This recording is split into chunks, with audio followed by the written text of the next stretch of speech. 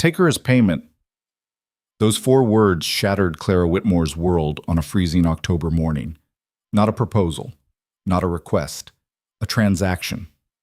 Her own father signed away her life like livestock to settle gambling debts. No tears, no apologies, just ink on paper and 3 days to pack. The man claiming her? Rowan Hale, the mountain recluse everyone whispered about in fear. They said no woman survived his cabin. They said he was dangerous, broken, untouchable. But here's what nobody expected, including Clara herself. Sometimes the worst thing that happens to you becomes the best decision you never got to make. Stay until the end, hit that like button, and comment what city you're watching from so I can see how far this story travels. The morning started like any other lie. Clara Whitmore woke to frost creeping across her bedroom window, the kind of cold that makes your bones ache before your feet even touch the floor. 23 years old and already a widow for 2. Her husband Thomas had been dead longer than their marriage lasted. Pneumonia took him quick, debts took longer to surface. She pulled her shawl tight and descended the narrow stairs of her father's house, expecting the usual silence.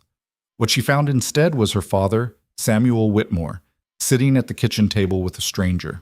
Not just any stranger. The man was massive, broad-shouldered, weather-beaten, with hands that looked like they could crush stone. Dark hair fell past his collar, unkempt. A scar traced his jawline, pale against sun-darkened skin. He didn't look at her when she entered, didn't acknowledge her at all. Her father did, though. "Clara," his voice was flat, final. "Sit down." Something in his tone made her blood freeze. Samuel Whitmore wasn't a warm man, never had been. But this was different. This was the voice he used when selling off furniture after her mother died. Clinical, detached. "Papa, what's—" "I said sit." She sat. The stranger still didn't look at her. He kept his eyes on the table, on the papers spread between him and her father. Legal documents. Her father's debts had been growing for months, she knew that much. The gambling, the drinking, the slow dissolution of whatever dignity the Whitmore name once held. "This is Rowan Hale," her father said, gesturing toward the man without meeting Clara's eyes. "He owns land up in the high country, timber, trapping. He's agreed to settle my obligations." Clara's stomach dropped. "What obligations?" "All of them." The words hung in the cold air like an executioner's blade. "I don't understand," Clara said slowly, though some deep primal part of her already did. Her father finally looked at her then. His eyes were hollow. Ashamed maybe, but not enough to stop what came next. "You're going with him," Samuel said. "It's already decided." The room tilted. You can't—" "It's done, Clara." Her father's voice hardened. "Papers are signed. You leave in 3 days." "You're selling me?" The words came out strangled, disbelieving. "I'm settling a debt," her father corrected, as if the distinction mattered. "Mr. Hale he requires—" He faltered, couldn't finish. Rowan Hale spoke for the first time. His voice was low, rough, like gravel underfoot. "Your father owes $1,200 to men who don't forgive debts. I paid it. In exchange, you come to my property as—" He paused, seeming to search for the right word. "Household help." Household help. The lie was thin enough to see through. Clara's hands shook. "And if I refuse?" "You won't," her father said quickly, too quickly. "Why not?" Clara stood, chair scraping loud against the floor. "Why can't I refuse? This is insane. It's illegal." "Bankruptcy is also illegal when you've defrauded creditors," Rowan said evenly, still not looking at her. "Your father forged promissory notes using property he didn't own. The men he owes don't care about legality. They care about payment. I'm offering a solution that keeps him breathing." "So I'm the payment." Silence. Clara laughed, a sharp, bitter sound. "No, absolutely not. I'll work. I'll find employment in town. Doing what?" Her father's voice cracked. "You think anyone will hire Thomas Whitmore's widow? You think you can earn $1,200 before they come for me? Before they come for this house? For you?" "Let them come," Clara said desperately. "I'll go to the sheriff. The sheriff is one of the men I owe," Samuel said quietly. The fight drained out of her. She looked at Rowan Hale, really looked at him, searching for something, mercy maybe, humanity. But his expression was unreadable, carved from the same stone as the mountains he called home. 3 days, Rowan said, rising from his chair. He was even bigger standing, 6 foot something of lean muscle and cold purpose. Pack what you need, 1 trunk. We leave at dawn on Thursday. He moved toward the door. Wait, Clara's voice stopped him. What happens when I get there? To your property? Rowan turned slightly, still not meeting her eyes directly. You work? You keep the house? You stay out of my way. And at night? The question came out smaller than she intended. For the first time, something flickered across his face. Not anger, something else, something almost like exhaustion. You get a room with a lock, he said, from the inside. Then he left. The door closed. Clara stood frozen in the kitchen while her father poured himself whiskey with shaking hands. Papa, don't, he said. Don't make this harder than it is. Harder than... Her voice broke. You just sold me to a stranger. I saved your life, Samuel shot back. You think those men would have stopped with me? You think they wouldn't have come for you next? At least this way, you're protected. You're taken care of. I'm property. Her father flinched, but said nothing. Clara walked upstairs in a daze. In her room, the room that had been hers since childhood, she sat on the bed and tried to breathe. 3 days. 72 hours until her life ended. The town of Millersbrook had exactly 1 general store, 2 churches, and enough gossip to fuel both. By noon, everyone knew. Clara felt the stares when she went to the market the next day, heard the whispers. Sold her, can you believe? That mountain man, the one who, probably for the best, really, she was becoming a burden. Mrs. Henderson, who'd known Clara since she was 6, crossed the street to avoid her. Young Jimmy Cook, who'd once left flowers on her porch after Thomas died, looked away when she passed. Only Martha Green, the baker's wife, showed any kindness. Clara, honey. Martha caught her arm outside the store. Is it true? About Rowan Hale? Clara nodded, unable to speak. Martha's face crumpled with pity. Oh, sweetheart, I'm so sorry. If there was anything we could do... There isn't, Clara said flatly. Hale's not... people say things, but maybe it won't be... What do they say, Martha? Clara asked. Tell me. I should know what I'm walking into. Martha hesitated, glancing around, then quieter. They say his wife died up there. 5, maybe 6 years ago. Childbirth. He brought her body down himself, buried her in the churchyard without a word, then disappeared back into the mountains. Hasn't been seen in town more than twice since. That's it? Clara asked. That's what makes him dangerous? Grief? There's more, Martha admitted. The men who've dealt with him, traders, hunters, they say he's cold, unpredictable, that he once broke a man's arm for cheating him on a timber contract, that he lives like an animal up there, no civilization, no decency. And no one thought to mention this before my father handed me over to him. Martha looked away, ashamed. Clara left without another word. The second night, Clara didn't sleep. She packed her trunk by candlelight, 2 dresses, her mother's shawl, Thomas's pocket watch, a Bible she hadn't opened in months. Everything she owned fit in 1 box. 23 years reduced to 40 pounds of fabric and memory. Her father knocked once around midnight. Clara, can we talk? No? She heard him standing there, breathing on the other side of the door. Then quietly, I'm sorry. Clara said nothing. Eventually, he left. Thursday came cold and gray. Dawn broke reluctant over Millersbrook, light seeping through clouds like water through cheesecloth. Clara dressed in her warmest clothes. Wool dress, heavy stockings, her mother's coat that still smelled faintly of lavender. Rowan Hale arrived exactly at sunrise. He drove a wagon pulled by 2 massive draft horses, both dark as coal. The wagon bed was covered with canvas, supplies already loaded. He didn't knock, just waited in the street, silent as a standing stone. Clara's father carried her trunk down. Mr. Hale.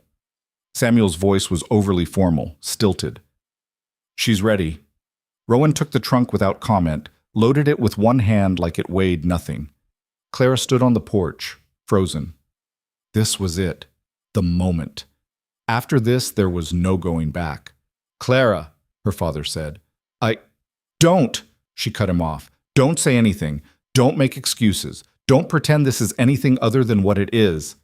Samuel's face crumpled. "I had no choice." "You had a choice," Clara said coldly. "You chose yourself." She walked past him, down the steps, toward the wagon. Rowan offered his hand to help her up. She ignored it, climbing up herself. He didn't react, just walked around to the driver's seat, took up the reins. "Wait!" Samuel hurried forward. "Clara, please, don't leave like this. Don't—" Rowan clicked his tongue. The horses moved. Clara didn't look back. Couldn't look back. If she did, she might break entirely. They rode in silence. The first hour passed through familiar territory. The edges of Miller's Brook, the farm she'd known all her life, the creek where she and Thomas used to walk on summer evenings. Then the road began to climb. The mountains rose ahead, dark and endless. Pine forests so thick they swallowed the light. Rocky outcroppings that looked like broken teeth. The temperature dropped with each mile, wind cutting through her coat. Rowan said nothing, didn't offer conversation, didn't explain where they were going or how long it would take. Just drove, his attention fixed on the rough trail ahead. Clara studied him when she thought he wasn't looking. He was younger than she'd first assumed, maybe 30, 32. The scar on his jaw was old, well healed.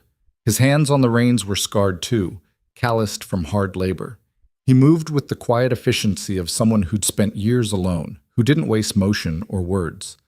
Not cruel, she thought, not exactly, just absent. Like he'd hollowed himself out and forgotten to refill the space. Around noon, he stopped the wagon near a stream.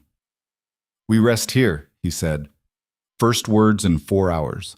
Clara climbed down stiffly, her body aching from the wagon's rough ride. Rowan tended to the horses, letting them drink and graze. He pulled bread and dried meat from his pack, offered her half without comment. She ate because refusing seemed pointless. "How much farther?" she asked. 6 hours, maybe 7. That's all the way to the high country, yes." Clara looked around at the wilderness surrounding them. Already, Miller's Brook felt like a distant memory. Out here, there were no houses, no people, just trees and rock and silence. "Why do you live so far from everything?" she asked. Rowan glanced at her briefly, then away. "Preference." "That's not an answer." "It's the only one you'll get." She bristled at the dismissal but bit back her response. Fighting wouldn't change anything. She was here. He owned her father's debt, which meant he owned her, legally or not. They finished eating in silence. Then they rode again. The sun was setting when they finally arrived. The cabin sat in a clearing carved out of dense pine forest, backed against a cliff face that protected it from the worst of the mountain winds. It was larger than Clara expected, 2 stories, solidly built from hand-hewn logs, with a stone chimney and a covered porch. Not primitive, not quite, but isolated in a way that made her chest tight. Rowan stopped the wagon, set the brake. "This is it," he said. Clara climbed down on shaking legs. The clearing was maybe an acre, enough room for a small garden, a chicken coop, a woodshed. Everything looked functional, maintained, but empty of any warmth. Rowan unloaded her trunk, carried it to the porch. "Inside," he said, opening the door. Clara hesitated. This was the threshold. Once she crossed it, once she entered his house. "I won't touch you," Rowan said quietly, reading her fear. "I told you. You get a room. A lock. I meant it." She searched his face for deception, found none. Slowly, she followed him inside. The interior was sparse but clean. Main room with a large stone fireplace, a sturdy table, a couple of chairs. Kitchen area to one side, shelves stocked with preserved food. Stairs leading up to what must be bedrooms. Everything smelled like pine and wood smoke. Rowan set her trunk down, gestured toward the stairs. "Second door on the left. That's yours. There's a bed, a dresser, a window. Lock's already installed." Clara stared at him. "You installed a lock before I even arrived?" Yes. Why?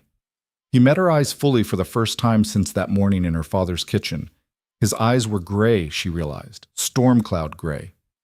Because I'm not what they say I am, he said, and I won't give you reason to think otherwise. Then he turned and walked toward the door. I'll bring in the rest of the supplies. You settle in. There's a fire laid in your room. I'll light it after. It gets cold up here at night. He left her standing there, confused and exhausted and utterly lost. Clara climbed the stairs slowly. The room was exactly as he'd described. Simple, clean, functional. The bed had fresh linens. The window looked out over the darkening forest. And yes, there was a lock on the inside of the door. She tested it. It worked. Clara sat on the bed and tried to process what was happening. This morning, she'd been in Millersbrook, surrounded by everyone she'd ever known, all of them treating her like she was already dead. Now she was in a mountain cabin with a stranger who'd paid $1,200 for her presence but apparently didn't want anything from her. It made no sense. Men didn't buy women and give them locked doors. Men didn't pay fortunes and expect nothing in return. Unless Rowan Hale wasn't a man who worked on normal logic. Unless he really was as broken as the rumors suggested, and this arrangement was some kind of penance. Or madness. Or... A knock on the door made her jump. Fire's ready to light, Rowan's voice came through the wood. If you want it. Clara opened the door a crack. He stood in the hallway, match in hand, carefully not looking directly at her. May I? She stepped back. He entered, moved to the small fireplace in the corner, lit the kindling with practiced efficiency. Within moments, flames caught, warmth beginning to spread. Dinner's at 7, he said, still not looking at her. Downstairs. You don't have to come if you don't want to. There's bread and cheese in the kitchen you can bring up here if you prefer. I don't understand, Clara said suddenly. Any of this. Why did you do it? Why did you pay my father's debts? What do you want from me? Rowan paused at the door, his back to her. For a long moment, he said nothing, then quietly, I want you to survive the winter. That's all. That's not an answer. It's the only one I have right now. He left, closing the door softly behind him. Clara stood alone in her locked room, watching the fire burn, and wondered if she'd been traded from one prison to another, or if something else entirely was happening here, something she didn't have words for yet. Outside, night fell over the mountains, and Clara Whitmore's new life began in silence and confusion, with a man who bought her freedom by taking it away. The question was, why? And more importantly, what happened when she figured out the answer? Dinner was an exercise in awkward silence. Clara came downstairs at 7, more from hunger than courtesy. Rowan had set out venison stew, fresh bread, water. 2 plates, 2 chairs across from each other. He didn't speak while they ate, neither did she. The stew was good, surprisingly good, rich and seasoned properly. The bread was fresh, probably baked that morning. For someone who supposedly lived like an animal, Rowan Hale could cook. You made this? Clara asked, breaking the silence. Yes. It's good. Thank you. More silence. Clara tried again. The cabin is not what I expected. What did you expect? Honestly, something closer to a cave. The corner of his mouth twitched. Not quite a smile, but close. I'm not entirely feral. The town seems to think otherwise. The town thinks a lot of things that aren't true. Clara set down her spoon. Like what? Rowan studied her for a moment, as if deciding how much to say. They think I killed my wife. They think I'm dangerous. They think I'm half mad from isolation. He paused. Only one of those is partially accurate. Which one? The isolation makes you strange, he admitted, but not mad, not dangerous, just different. And your wife? Pain flashed across his face, brief but unmistakable. Died in childbirth, along with our son. I couldn't save either of them. That's the truth, whether the town believes it or not. I'm sorry, Clara said quietly. Don't be. It was 6 years ago. Grief doesn't follow a schedule. Rowan looked at her then, really looked at her, and something shifted in his expression. Recognition, maybe. Understanding. No, he said softly. It doesn't. They finished eating in a different kind of silence. Not uncomfortable. Not exactly. Just two people who'd both lost everything, sitting across from each other in the middle of nowhere, trying to figure out what came next. After dinner, Rowan cleaned the dishes while Clara sat by the fire, exhausted beyond measure. The day's journey had drained her completely, physically, emotionally, mentally. You should rest, Rowan said. Tomorrow will be hard. Why? Because I'll show you how everything works. The well, the root cellar, the woodshed. You need to know how to survive up here if something happens to me. Like what? Hunting accident, fall, sickness. The mountains don't care about plans. Clara felt a chill that had nothing to do with the temperature. You're saying I might end up alone here. I'm saying you should be prepared for anything.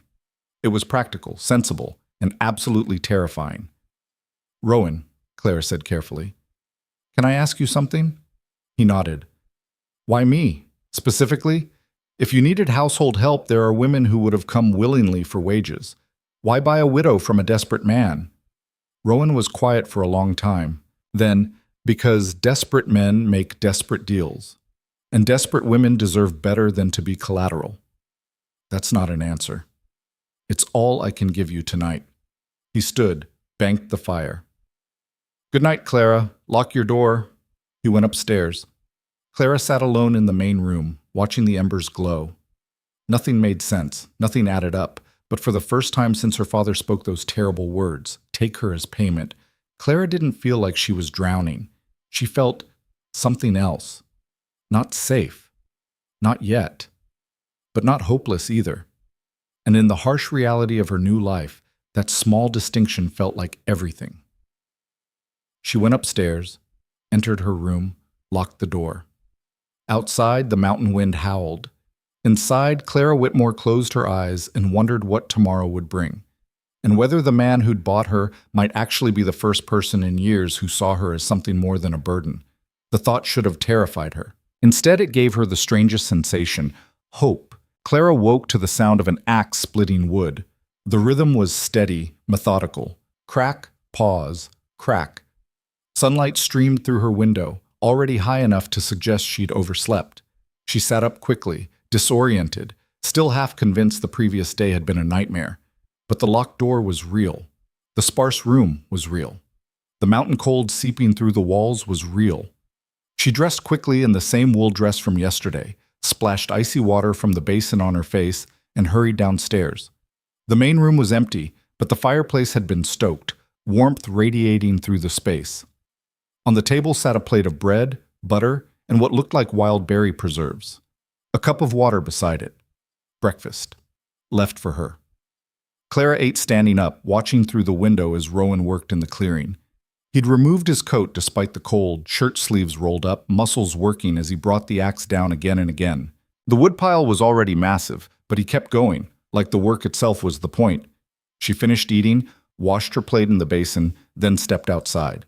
The cold hit her like a wall. Her breath came out in white clouds. Frost still clung to the shadowed parts of the clearing, though the sun was doing its best to burn it away. Rowan paused mid-swing when he saw her, lowered the axe. "You're up," he said. Not a greeting, just an observation. "I overslept. I'm sorry. I should have—" "You were exhausted. First decent sleep you've probably had in weeks."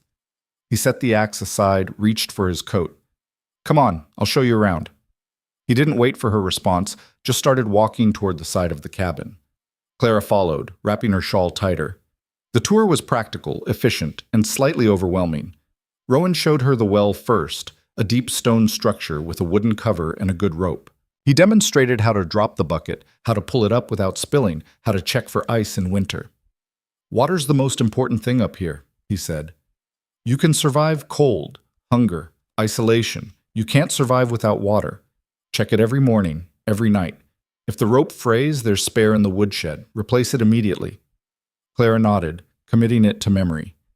Next was the root cellar, a dugout beneath the back of the cabin, accessible through an angled door. Inside, shelves lined with preserved vegetables, smoked meat, sacks of flour and grain. Enough food to last months. You know how to preserve food? Rowan asked. Some. My mother taught me before she died. Good. Come spring, we'll need to replant the garden. Potatoes, carrots, turnips, beans, anything that stores well. Summers are short up here. We get maybe 4 months of growing season. We? Clara repeated before she could stop herself. Rowan glanced at her. You're here. That makes it we. He moved on before she could process that. The woodshed was exactly what it sounded like. A covered structure packed with split logs, kindling, tools. Rowan explained the different types of wood, which burned hot, which lasted long, how to split it properly so it dried faster. You'll need to know this, he said. I'll be gone sometimes. Hunting, trapping, timber deals in the lower valleys. Could be days at a time. You'll have to manage alone. What if something happens while you're gone? Clara asked. What if someone comes here? Lock the doors.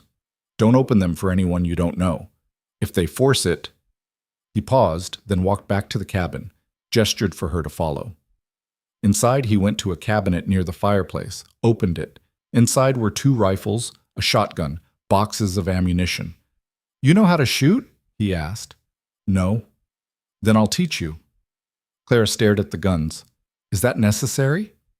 Up here? Yes. Rowan's voice was flat, matter of fact. Bears, mountain lions, wolves if you're unlucky, and sometimes men are worse than animals. A chill ran through her that had nothing to do with temperature. Has that happened before? She asked quietly. Men coming here? Rowan's jaw tightened. Once, 2 years ago, drifters looking for shelter. They didn't take no for an answer. He closed the cabinet.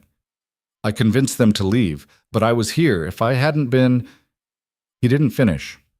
Didn't need to. Clara understood perfectly what he wasn't saying.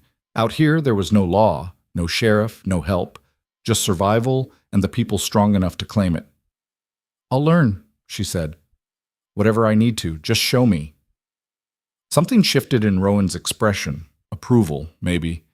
Respect. Tomorrow, he said. Today you rest. Get used to the altitude, the routine. This place takes adjustment. I don't need to rest. I need to be useful.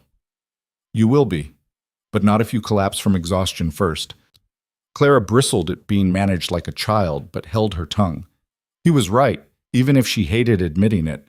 The journey yesterday had wrung her out completely. Her body still ached, her mind still spun. Fine, she said. What should I do today, then? Rowan considered. There's mending that needs doing, shirts, socks, things I'm terrible at. Sewing kits in the cupboard by the kitchen, if you want. It was phrased as a suggestion, not an order. That surprised her. All right, Clara agreed. She spent the rest of the morning mending clothes by the fire while Rowan worked outside. The rhythm was almost meditative, needle in, thread through, pull tight. Familiar work. Women's work, her father would have called it dismissively. But up here, it mattered. A torn shirt meant cold getting in. Holes in socks meant frostbite. Everything meant something in the mountains. Around noon, Rowan came back inside, started preparing lunch. Clara watched him work, noting the efficiency of his movements. He'd done this 1,000 times, she realized. Lived alone for so long that every action was automatic. Can I help? She asked. He glanced over. You cook? Well enough. Then yes. He stepped aside, gestured to the ingredients he'd laid out. Stew. Whatever vegetables you find in the cellar, venison from the cold box outside. I'll handle the rest. They worked in tandem, not speaking much, but the silence felt different than yesterday. Less heavy, more companionable. Clara chopped vegetables while Rowan prepared the meat, added spices, tended the pot. When their hands brushed reaching for the same knife, they both pulled back quickly, awkward. Sorry, Clara muttered. It's fine. But the tension lingered, subtle and strange. They ate lunch in the same chairs as dinner, the stew simmering between them. This time, Clara broke the silence first. Can I ask about your wife? Rowan's spoon paused halfway to his mouth. What about her? Her name, if you want to tell me. He set the spoon down slowly. Sarah. Her name was Sarah. How long were you married? 3 years. His voice was distant, remembering. Met her in a town 2 valleys over. She was a teacher's daughter, smart, kind, brave enough to marry a mountain man everyone warned her about. Did you love her? The question came out before Clara could stop it. Too personal, too intrusive. But Rowan didn't flinch. Yes, he said simply. More than anything. I'm sorry she's gone. So am I. He picked up his spoon again. What about your husband? Fair trade, Clara supposed. Thomas. We married young. I was 19, he was 22. He worked at the mill, same as his father. Steady work. Good man. Did you love him? Clara hesitated. The truth felt like a betrayal, even now. I cared for him. Deeply. But love? I don't know if what we had was love or just safety. Companionship. He was kind to me when kindness was rare. That counts for something. Maybe. But it wasn't enough to keep him alive. Nothing is, Rowan said quietly. Nothing keeps anyone alive when their time comes. You can do everything right and still lose. The weight of shared grief settled between them, heavy but not unwelcome. For the first time, Clara felt like someone understood. Not her situation. No one could understand that particular nightmare. But the loss. The guilt. The wondering if you could have done something different. Why did you really bring me here? Clara asked. And don't say to settle my father's debts. You could have taken anything. The house, his land, whatever little he had left. Why me, specifically? Rowan was quiet for a long time, staring into his bowl like it held answers. Finally, because I know what it's like to be treated like property instead of a person. Clara's breath caught. What? My father sold me when I was 14, Rowan said, voice flat and factual. To a timber company. Indentured labor to pay off his drinking debts. I worked 6 years in camps that killed men regularly until I'd earned enough to buy my freedom and this land. So when I heard about your situation, he trailed off, shook his head. I couldn't let it happen. Not when I had the means to stop it. So you bought me to save me? Clara's voice was barely a whisper. I bought your father's debt to give you a choice, Rowan corrected. Stay here and work, or take enough money to start over somewhere else. Your decision. Not his. Not mine. Yours. The world tilted. Clara stared at him, trying to process what he'd just said. You'd just let me leave? If that's what you want. And the money? The $1,200 you paid? Gone. I don't expect it back. That's insane, Clara said, almost angry now. Nobody does that. Nobody throws away that kind of money for a stranger. I'm not nobody, Rowan said, and you're not a stranger anymore. Clara stood abruptly, chair scraping loud. Her hands shook. Why are you being kind to me? What do you want? There has to be something. People don't just... I want you to have what I didn't, Rowan interrupted, his voice rising slightly. A choice. Agency. The ability to decide your own life. That's it. That's all I want. I don't believe you. Then don't. He stood too, matching her intensity. But it doesn't change the truth. You can leave tomorrow if you want. I'll give you enough money to reach the next town, start fresh. Or you can stay, work through the winter, and leave in spring. Or you can stay permanently and I'll pay you wages for your help. Your choice, Clara. Entirely yours. She stared at him, searching for the trap, the manipulation, the hidden cost. Found nothing but exhaustion and sincerity. I need to think, she said. Take all the time you need. Clara walked outside without another word, needing air, needing space, needing to understand what was happening. The clearing was quiet except for wind through the pines. She walked to the edge where the forest began, wrapped her arms around herself, and tried to breathe. A choice. He was offering her a choice. When was the last time anyone had done that? When had anyone ever asked what she wanted instead of telling her what she'd do? Her father had decided she'd marry Thomas. Thomas had decided where they'd live, how they'd spend money, when they'd try for children. After he died, her father had decided she'd move back home, stay quiet, be grateful. And then he'd decided to sell her. Every step of her life had been dictated by someone else's needs, someone else's plans. And now Rowan Hale, the man everyone feared, the recluse who supposedly lived like a savage, was telling her she could choose. It was almost too much to bear. Clara stood there until the cold forced her back inside. Rowan was at the table writing in a ledger, but he looked up when she entered. "I'm staying," Clara said, "at least through winter. I'll work, earn my keep, and then we'll see." Rowan nodded. "Understood. But I need rules," Clara continued. "Boundaries. I need to know exactly what you expect from me." "Fair enough." Rowan closed the ledger. "You maintain the house, cooking, cleaning, mending. Help with the garden in spring. Learn to shoot, hunt, trap if you're willing. In exchange, you get room, board, and wages. $20 a month saved in an account I'll set up in town."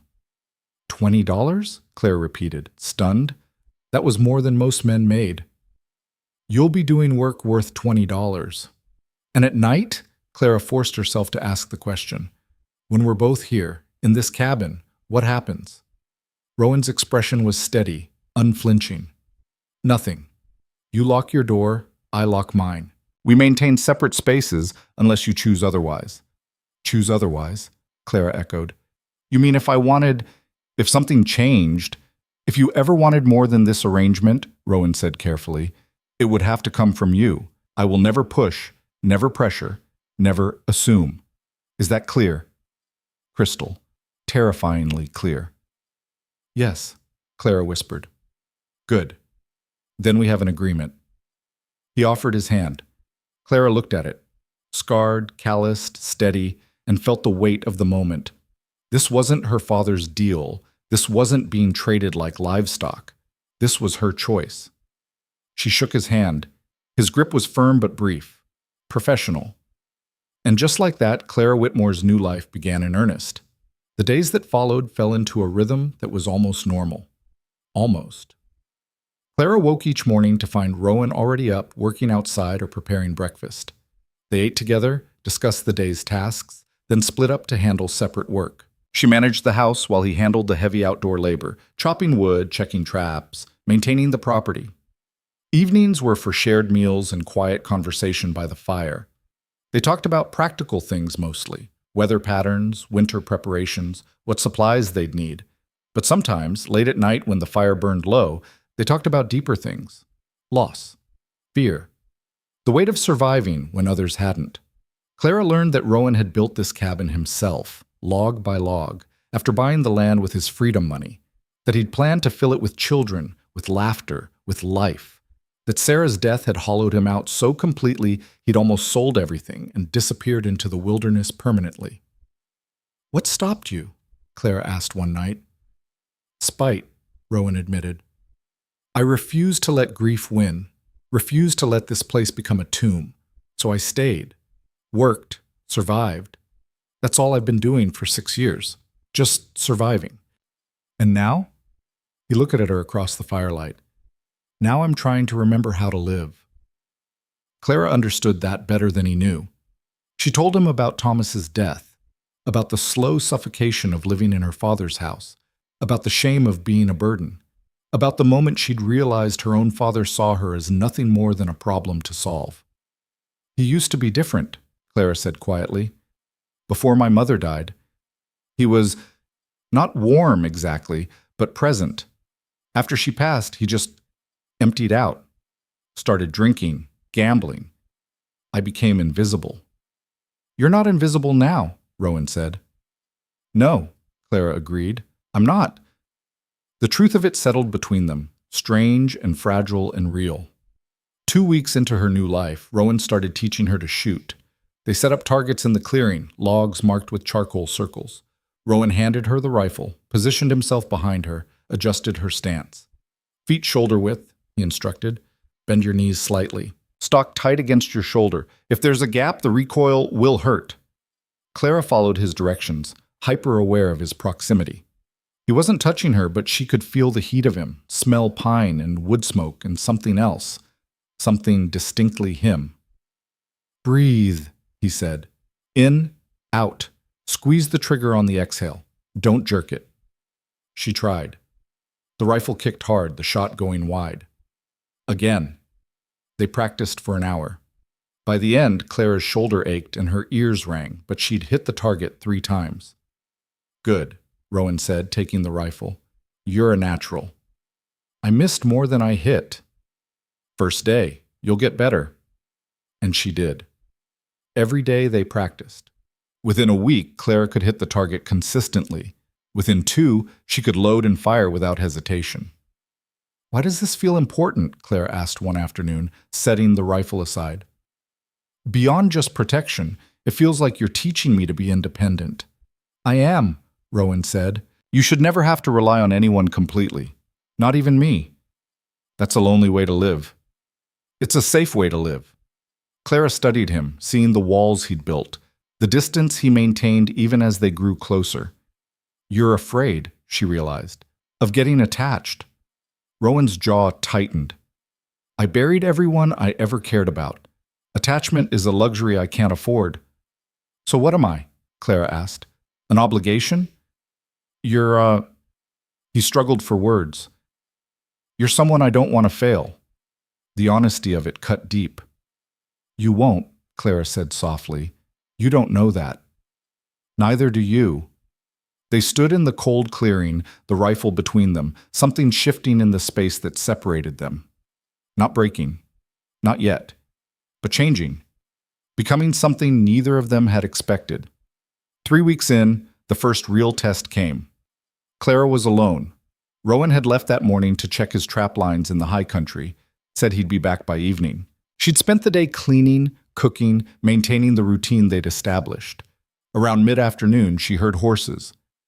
Clara froze, listening. Voices. Men's voices. Multiple.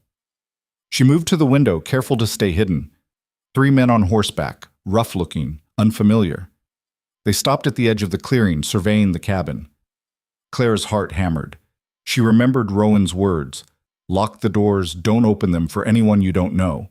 She bolted both doors, checked the windows, then grabbed the rifle from the cabinet, loaded it with shaking hands the way Rowan had taught her. A knock rattled the front door. Hello? A man's voice, friendly sounding. Anyone home? Clara said nothing. We're just looking for shelter, the voice continued. Weather's turning. We need a place to wait out the storm. Clara glanced outside. The sky was clear. They were lying. The owner's not here, Clara called out, keeping her voice steady. You'll have to try somewhere else. Come on, lady, just for a few hours. No. The friendly tone dropped. We ain't asking permission. The door handle rattled. They were testing the lock. Clara raised the rifle, aimed at the door. Her hands shook, but her voice didn't. This door is locked, and I'm armed. If you try to force it, I will shoot through the wood. Leave. Now. Silence. Then laughter. You hear that, boys? Little lady's gonna shoot us.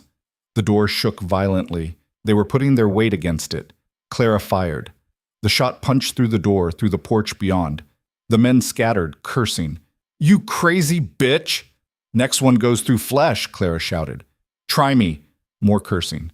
The sound of boots on the porch. Running. Then hoofbeats retreating fast. Clara stood frozen, rifle still raised, heart pounding so hard she thought it might burst. She waited, listening, making sure they were really gone. Finally, she lowered the rifle and sank to the floor, shaking uncontrollably. That was how Rowan found her 20 minutes later, sitting against the wall, rifle across her lap, eyes wide and staring.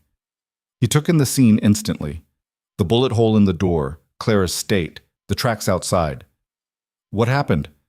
His voice was deadly calm. Clara told him, every detail, the men, the lies, the attempt to force entry. Rowan knelt beside her, carefully took the rifle. You did exactly right, he said. Exactly. Are you hurt?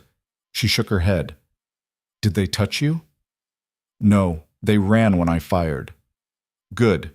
He stood, helped her up. Come on, let's get you inside properly. He guided her to a chair by the fire, wrapped a blanket around her shoulders.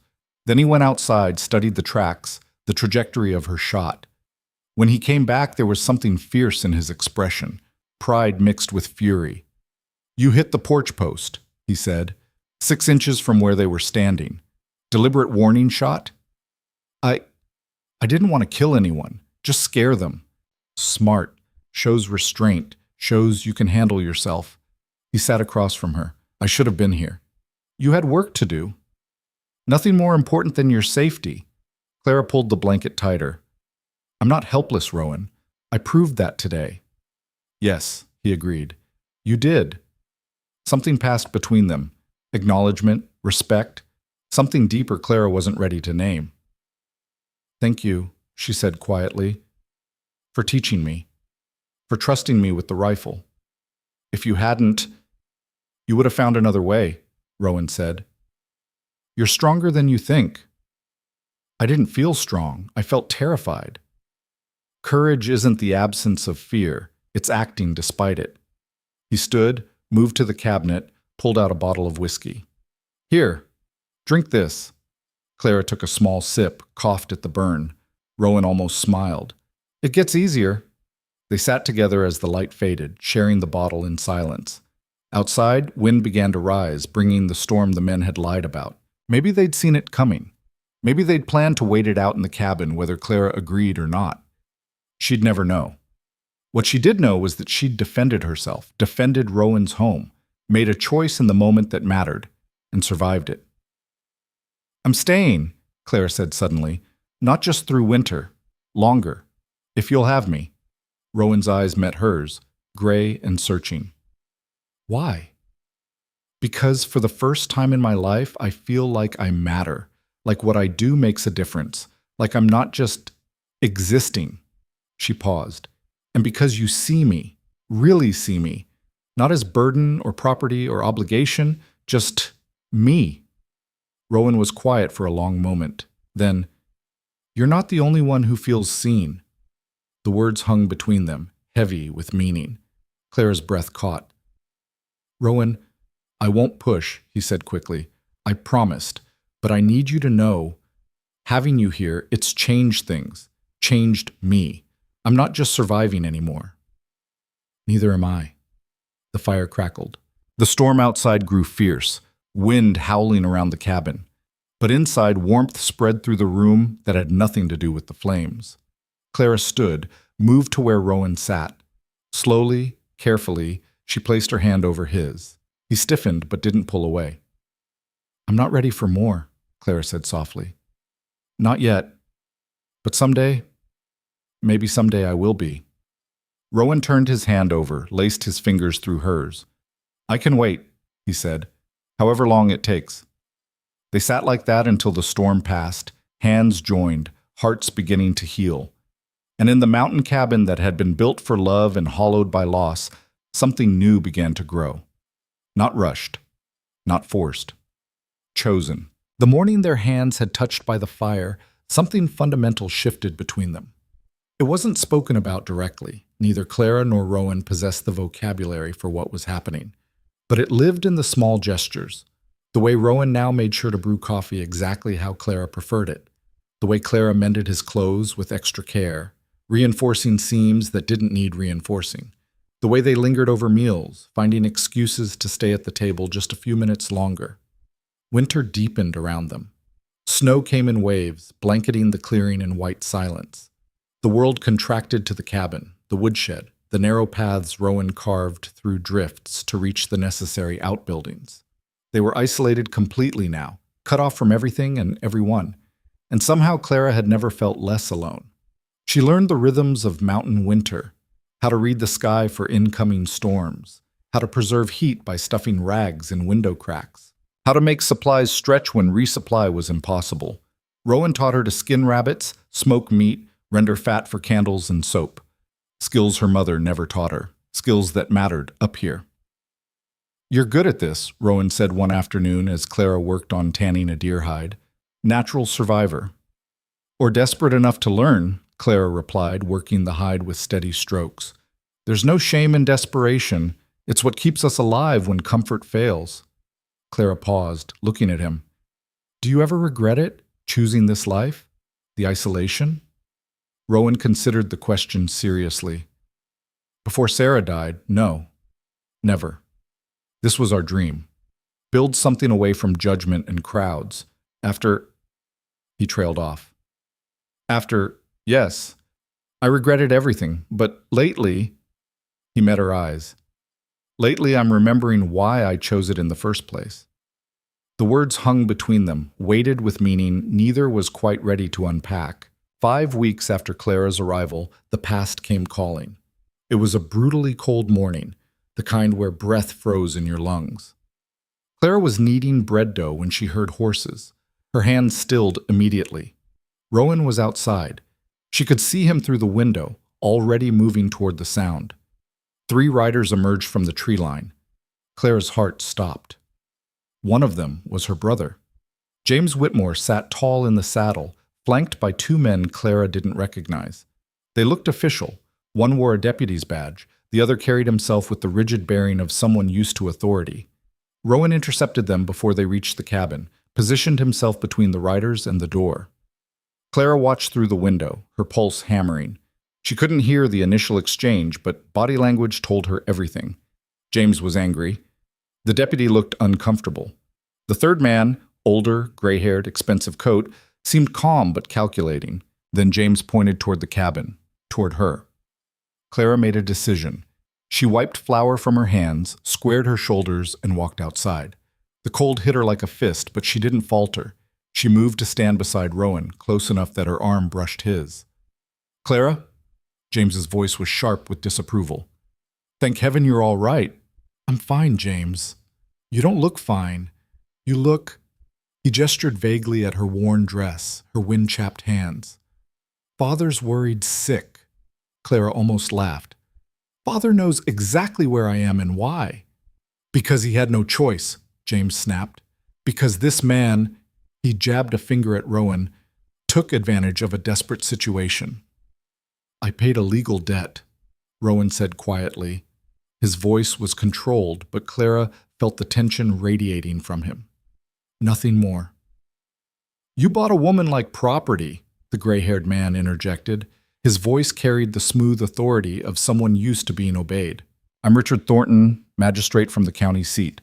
I've received complaints about this arrangement." "From who?" Claire demanded. "Who complained?" "Your family, the town council, concerned citizens who believe you're being held against your will." "Well, they're wrong," Claire said flatly. Thornton's eyebrows rose. "You're saying you came here willingly?" "I'm saying I'm staying willingly. There's a difference." James urged his horse forward a step. "Clara, stop being difficult. We're here to take you home, to get you away from this situation." "This situation has a roof and food and respect," Clara shot back. "What did home have? A father who sold me and a brother who did nothing to stop it." James flinched. "That's not fair. We were trying to—" "To what? Protect me? By trading me to settle gambling debts?" Clara's voice rose. "You all decided my fate without asking what I wanted. At least Rowan gave me a choice." "What choice?" the deputy asked, speaking for the first time. He looked young, uncomfortable with the whole situation. "You're isolated up here, dependent on him. That's not choice, ma'am. That's coercion." "Is it?" Clara turned to Rowan. "Am I coerced?" Rowan's jaw was tight. "Tell them the truth, whatever it is." Clara faced the 3 men on horseback. "I have my own room with a lock on the inside. I'm paid wages, $20 a month, kept in an account I can access any time. I've been taught to shoot, hunt, and survive independently. And I've been told repeatedly that I can leave whenever I choose, with enough money to start fresh anywhere I want." She paused. "Tell me, James, did Father offer me any of that when he signed my life away?" Silence fell over the clearing. Even the wind seemed to hold its breath. James's face reddened. "This isn't about Father's mistakes." "It's exactly about that," Clara interrupted.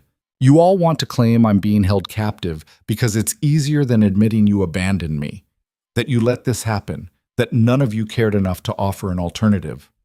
"Clara," James tried again. "No." Her voice was steel. "I'm not going back. Not to Millersbrook, not to Father's house, not to being invisible and unwanted and treated like a burden. I'm staying here." Thornton shifted in his saddle. "Miss Whitmore, I appreciate your passion, but I have a legal obligation to investigate claims of impropriety. The nature of your arrangement with Mr. Hale is unusual. Some might say inappropriate." "Some might say a father selling his daughter is inappropriate," Clara countered. But that was legal, wasn't it? The law recognizes debt settlement through various means, including human collateral. Clara's laugh was bitter. Don't lecture me about legality, Mr. Thornton. The law didn't protect me when I needed it. Rowan did. Rowan's hand found hers, squeezed once. Support. Solidarity. Thornton noticed. His eyes narrowed. I see. And what is the nature of your relationship with Mr. Hale?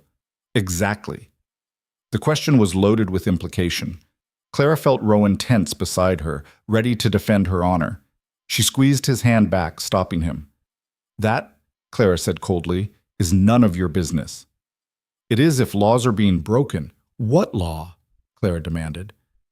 I'm a widow. He's a widower. We're both adults. We have a working arrangement that benefits us both. If you're implying something else, say it clearly instead of dancing around accusations. Thornton had the grace to look uncomfortable. James pressed forward. Clara, please, just come back to town. Talk to Father. We can work something out. I don't want to work something out with Father. I want nothing to do with him. Clara's voice cracked slightly, emotion bleeding through. He made his choice. I'm making mine. By staying here in the middle of nowhere with a man you barely know? I know him better than I ever knew anyone in Millersbrook, Clara said quietly. And he knows me. The real me. Not the version of me everyone expected me to be. James looked genuinely hurt by that. Clara, I'm your brother. I love you. Then respect my decision, Clara said. If you actually love me, respect that I'm capable of choosing my own life. This isn't a choice. It's a reaction, James argued. You're angry at Father, at the town, at your circumstances. You're making decisions based on emotion instead of logic. And what's logical? Clara asked. Going back to a place where everyone pities me, where I have no prospects, no future, nothing but charity and judgment. At least here I have purpose. I have work that matters. I have... She stopped herself before saying too much, but Thornton caught it. You have what, Miss Whitmore? Clara lifted her chin. Dignity. I have dignity here. Something I never had in Millersbrook. The magistrate studied her for a long moment. Then he turned to Rowan. Mr. Hale, I'd like to inspect the premises. Verify Miss Whitmore's claims about her accommodations. No, Rowan said flatly. I'm afraid I must insist.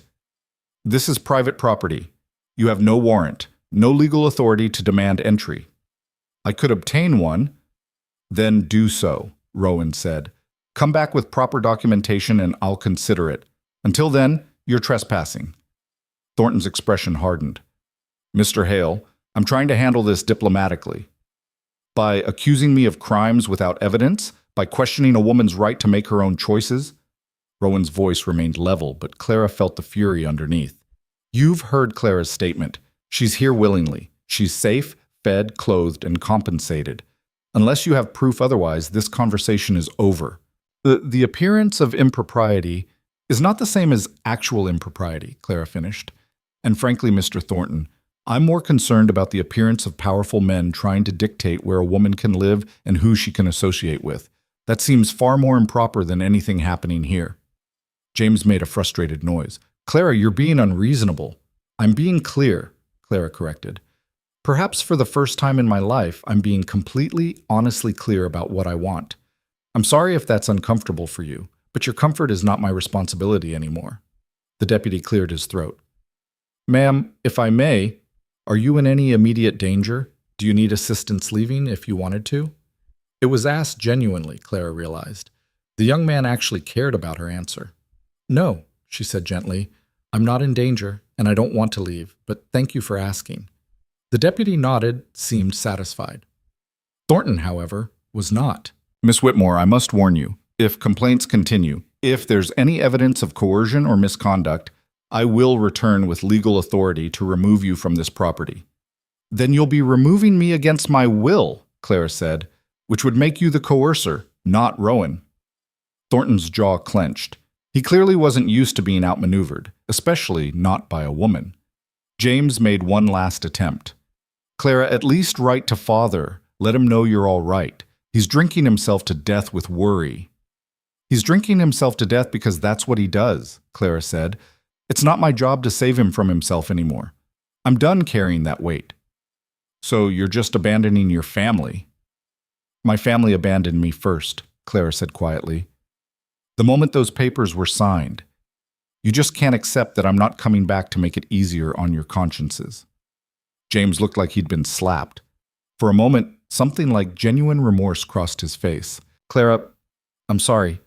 I should have stopped him. I should have. Yes, Clara agreed. You should have. But you didn't, and now we all have to live with the consequences of that choice. The silence that followed was heavy, broken only by the restless shifting of horses. Finally, Thornton gathered his reins. This isn't over, Miss Whitmore. I'll be monitoring the situation. Monitor away, Clara said. You'll find nothing but two people trying to survive winter in peace. The magistrate turned his horse, started to leave. The deputy followed. James lingered. If you ever need anything, if things change, they won't, Clara said. But if they do, then I'll handle it myself, Clara finished, like I'm handling everything else now. Goodbye, James. Her brother stared at her for a long moment, as if trying to memorize her face. Then he turned his horse and followed the others into the trees. Clara and Rowan stood frozen until the sound of hoofbeats faded completely. Then Clara's legs gave out. Rowan caught her before she hit the ground, held her steady as she shook with delayed reaction. I've got you, he murmured. I've got you. I can't believe I just did that, Clara whispered. I can't believe I told them all. The truth, Rowan said. You told them the truth, and you were magnificent. Clara laughed shakily. I was terrified. Courage isn't the absence of fear, Rowan repeated the words he'd told her before. It's acting despite it. She pulled back enough to look at him. They'll come back. You know they will. Maybe, but you made your position clear. That counts for something. What if they get a warrant? What if they force me to leave? Rowan's expression turned fierce. Then we'll fight. Legally. Properly. You're an adult. You have rights. Women don't have many rights when men decide otherwise. Then we'll find a way around that too. Rowan cupped her face gently. Clara, listen to me. I won't let them take you. Not against your will, I promise. You can't promise that. You don't have that kind of power. Maybe not alone, Rowan agreed. But together, we'll find a way. Together. The words settled something in Clara's chest. They went inside, both shaken by the confrontation. Rowan built up the fire while Clara tried to resume making bread, but her hands shook too badly. Leave it, Rowan said. I'll finish. Clara sat by the fire, watching flames dance, trying to process what had just happened. She'd stood up to her brother, to a magistrate, to the entire weight of societal expectation, and she'd chosen this, chosen Rowan, chosen the mountains. Do you regret it? Rowan asked quietly, as if reading her thoughts. What you said to them? No, Clara said, not for a second. But I'm scared of what comes next. So am I. His honesty surprised her. You are? Terrified, Rowan admitted, of failing you, of not being able to protect you from whatever they try next, of… He trailed off. Of what? He turned to face her fully. Of how much I've come to care about you staying, about you being here. I told myself I was just helping someone in need, that it was practical, charitable, but that's not true anymore. Clara's breath caught. What is it then? I don't know, Rowan said. I just know that the thought of them taking you away, of you being forced back to a place that hurt you, it's unbearable. Rowan, I'm not asking for anything, he said quickly. I promised I wouldn't push, but after what just happened, after hearing you defend staying here, I need you to know you matter to me, not as obligation, not as responsibility, as yourself. Clara stood, crossed to where he sat. This time she didn't hesitate before taking his hands in hers. You matter to me too, she said, more than I expected, more than I know how to handle sometimes. We don't have to handle it, Rowan said. We can just let it be, whatever it is. What if they come back with legal force? What if they separate us? Then we'll figure it out, Rowan said firmly. But Clara, if they do come back, if things get complicated, there is one option that would make it harder for them to interfere. Clara's heart kicked against her ribs. What option? Rowan hesitated, as if gathering courage. Marriage. If we were legally married, they couldn't claim impropriety, couldn't question your choices. You'd have legal protection as my wife. The word hung between them. Wife. Is that what you want? Clara whispered. I want you to be safe, Rowan said. I want you to have legal standing to make your own decisions. If marriage provides that, then yes. That's not what I asked. I asked what you want. Rowan looked at her, really looked at her, and Clara saw everything he'd been holding back, the loneliness, the grief, the slow, careful hope that maybe, just maybe, he could have this again. Connection, partnership, love. I want you to stay, he said quietly. Not because you have nowhere else to go, not because of debts or obligations, but because you choose to. And if you'd choose to stay as my wife, I'd be honored. Clara's eyes burned. This isn't how I imagined being proposed to. This isn't a proposal, Rowan said. Not really. It's a practical solution to a legal problem. Liar, Clara said softly. It's more than that, and we both know it. Rowan's throat worked. Yes, it's more than that. I need time, Clara said, to think, to be sure I'm choosing this for the right reasons and not just running from something else. Take all the time you need, Rowan said. The offer stands, whether they come back tomorrow or never come back at all. Clara nodded, stepped back. The space between them felt charged, electric with possibility and fear. That night, Clara lay awake in her locked room, staring at the ceiling. Marriage. To Rowan Hale, the mountain man everyone feared, the widower who'd given her safety when everyone else had failed her.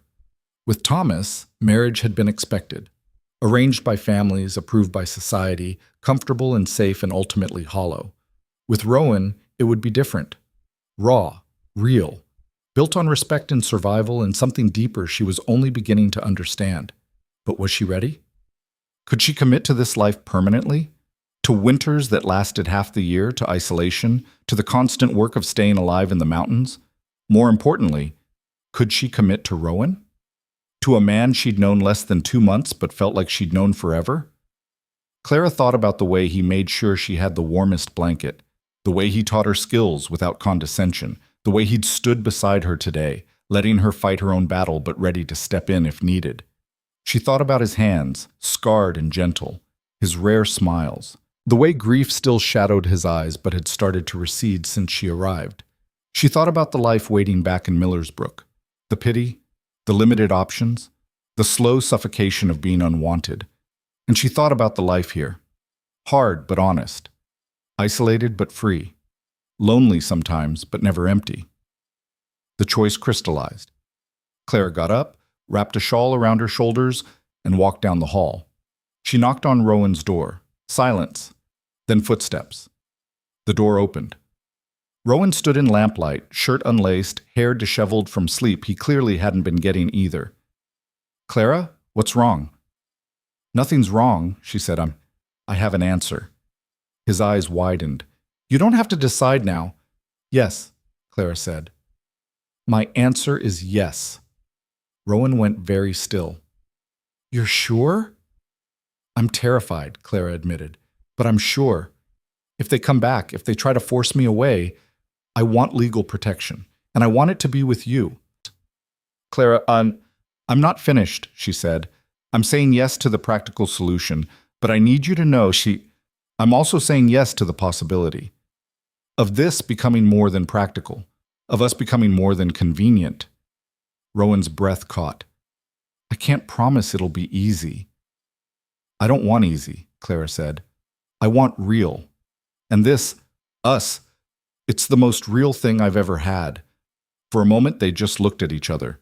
Then Rowan stepped forward, cupped her face in his hands, and pressed his forehead to hers. Tomorrow, he said, we'll ride down to the county seat, find a justice of the peace, make it legal before anyone can stop us. Tomorrow, Clara agreed.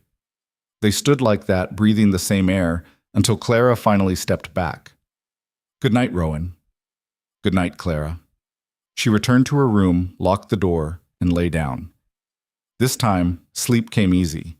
Because for the first time in her life, Clara Whitmore was choosing her own future. And against all odds, that future included hope. They left before dawn, while the world was still dark and quiet. Rowan hitched the horses to the wagon, his movements efficient despite the early hour. Clara wore her best dress, the one she'd packed thinking she might need it for a funeral. In a way, she supposed she did. The funeral of her old life. The ride to the county seat took most of the day. They spoke little, both lost in thought, the weight of what they were about to do settling over them like fresh snow. Clara watched the landscape change as they descended from the high country, dense pines giving way to mixed forest, then rolling hills, then finally the scattered farms that marked civilization's edge. Second thoughts? Rowan asked as the town came into view. Constantly, Clara admitted. But I'm still here. That's all that matters. The county seat was 3 times the size of Millersbrook, big enough to have actual streets, a courthouse, multiple churches. Rowan guided the wagon through the main thoroughfare, ignoring the curious stares from townspeople who recognized a mountain man when they saw one. He stopped in front of a modest building with a sign that read, Justice of the Peace, Frederick Walsh. Wait here, Rowan said, climbing down. Let me make sure he's available. Clara waited, heart hammering. This was real. This was happening. In a few hours, she'd be married to a man she'd known less than 2 months, a man who'd bought her father's debt, a man the world thought was dangerous, a man who'd shown her more kindness than anyone in her entire life. Rowan emerged 5 minutes later with an older gentleman in tow. Frederick Walsh had kind eyes and a skeptical expression. Miss Whitmore? Walsh approached the wagon. Mr. Hale tells me you wish to be married. Today. Immediately. Yes, sir. May I ask why the rush? Clara glanced at Rowan, who nodded almost imperceptibly. Permission to tell the truth. Because there are people who believe I'm being held against my will, Clara said, who want to separate us based on assumptions and judgment. Marriage provides legal protection against that interference. Walsh's eyebrows rose. That's quite candid. Would you prefer I lie and say we're desperately in love and can't wait another moment? Clara asked. No, Walsh said slowly. I appreciate honesty. But I need to be certain this is your choice, Miss Whitmore, not coercion dressed up as consent. It's my choice, Clara said firmly. Completely and entirely my choice. Walsh studied her, then Rowan, then back to Clara. All right, come inside. We'll need witnesses. I'll fetch my wife and clerk. The ceremony was brief and businesslike. Walsh's wife, a plump woman with suspicious eyes, stood witness alongside a nervous young clerk. Walsh read from a worn book, asked the required questions, received the required answers. Do you, Rowan Hale, take Clara Whitmore to be your lawfully wedded wife? I do. Do you, Clara Whitmore, take Rowan Hale to be your lawfully wedded husband? Clara's throat was dry. This was it. The moment everything changed. I do. Then by the power vested in me by the territory, I pronounce you husband and wife. You may kiss the bride. Rowan looked at Clara, uncertain. They hadn't discussed this part, hadn't talked about what came after the words were spoken. Clara made the decision for both of them. She leaned up and pressed a brief, chaste kiss to his lips. It lasted maybe 2 seconds, barely long enough to count, but it was enough to seal the bond.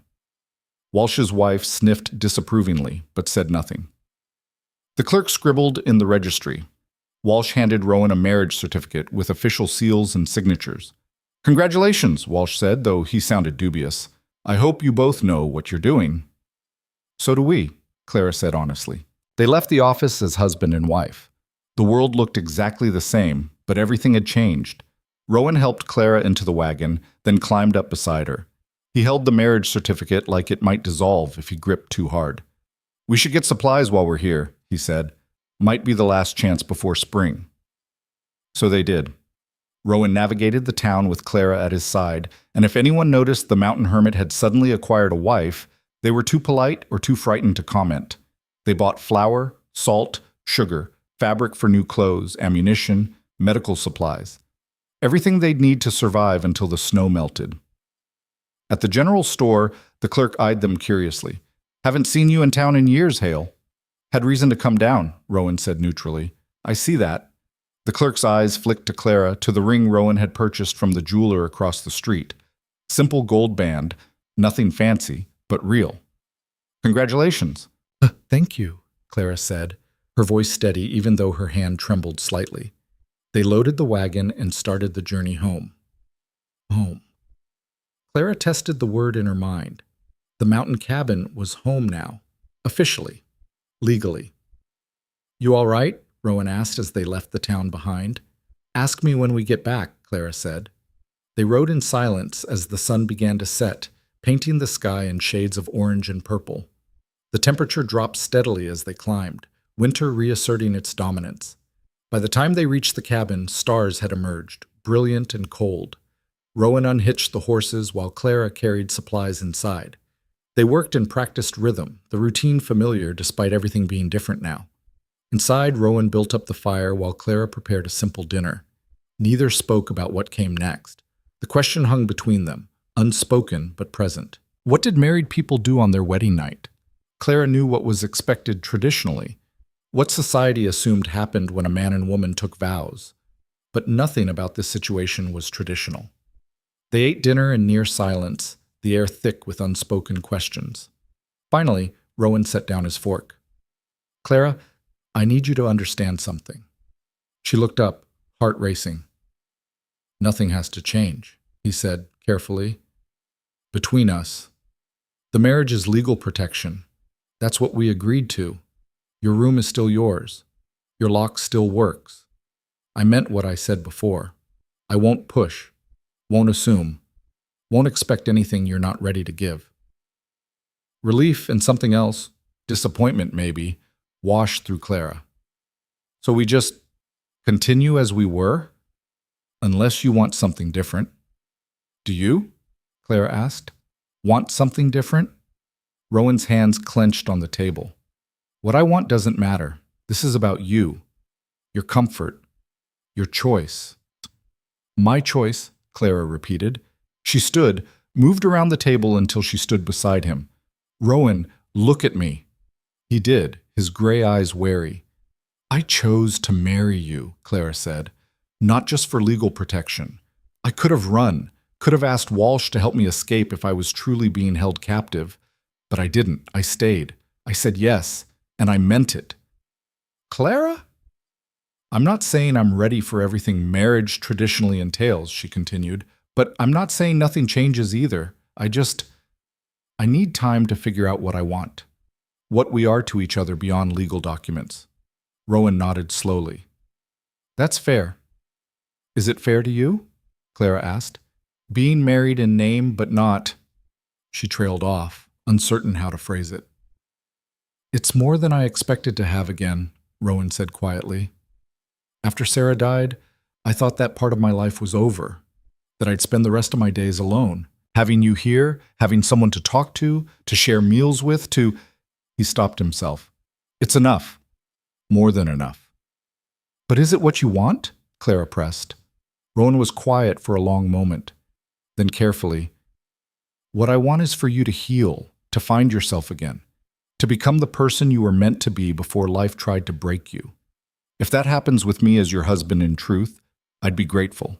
If it happens with me as your friend and protector, I'd accept that too. Your happiness matters more than my desires. Clara felt tears prick her eyes. How are you real? How can you possibly be this patient, this kind? Because I know what it's like to be rushed, to be expected to move on before you're ready. Rowan's voice was rough with old pain.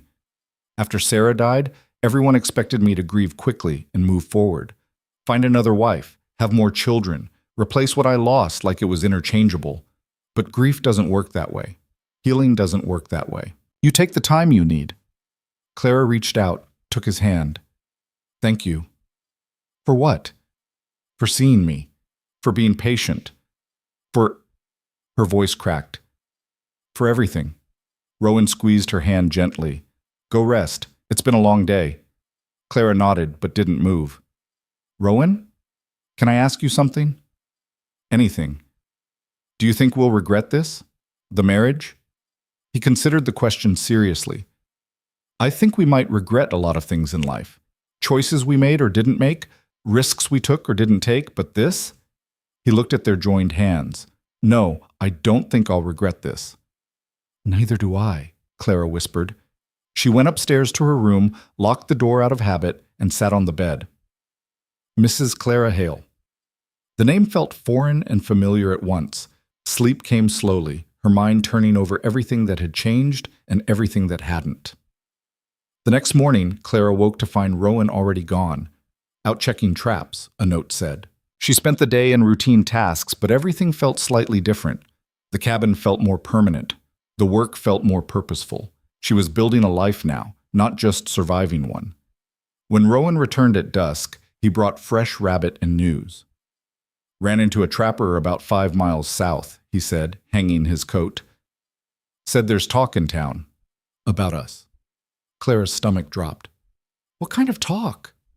The magistrate's asking questions about the legality of our marriage, whether it was coerced.